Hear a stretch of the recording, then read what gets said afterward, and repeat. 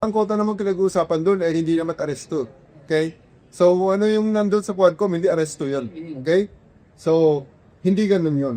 Okay? Ito yung mga bagay na pag nagka-investigasyon na, hindi ko i-invoke ang aking right to remain silent, hindi ko rin i-invoke ang aking right against self-incrimination. Kasi wala kami tinatago rito. At wala kami itago. Pag inaresto po, buhay ang tao eh. Ito kasi gusto nating balance. Anong gusto nyo?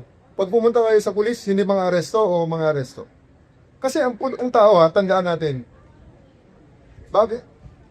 I hope you agree with me na most of the time pupunta ang tao sa pulis dahil agrabyado sila. Pag na-agrabyo sila, na-hold up sila, nasampal sila, nasaktan sila. Anong reaction ng pulis? Eh di huhulihin nyo. Huhulihin nyo. Hindi nirereklamo nila.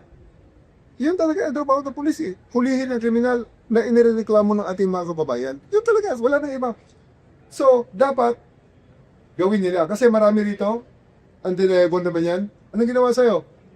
Sinampal ka? Punta ka sa barangay. Putuin yan. Ayoko makarinig na ganyan sa ating mga pulis. Kung dadalhin sa barangay at sa tingin ng pulis ay pan-barangay yan, sige po, dadalhin namin kayo sa barangay, sakay po kayo sa patrol car, i-endorse namin kayo.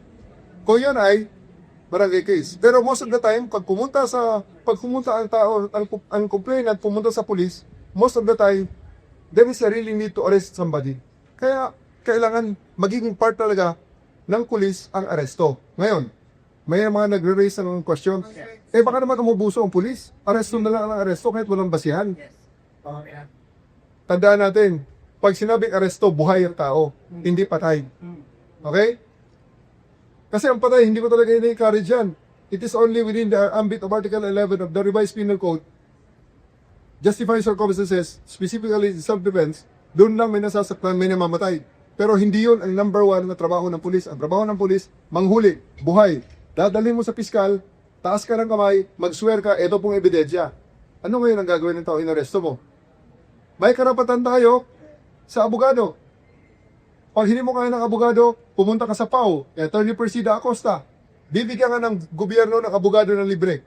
At ang abogado ibibigay sa ng gobyerno, ipaglaban ka hanggang sa dulo para siguraduhin ang iyong karapatang pantao ay nare-respeto.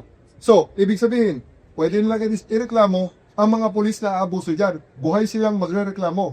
Hindi sila patay na ang nagre-reklamo ay kanilang mga asawa.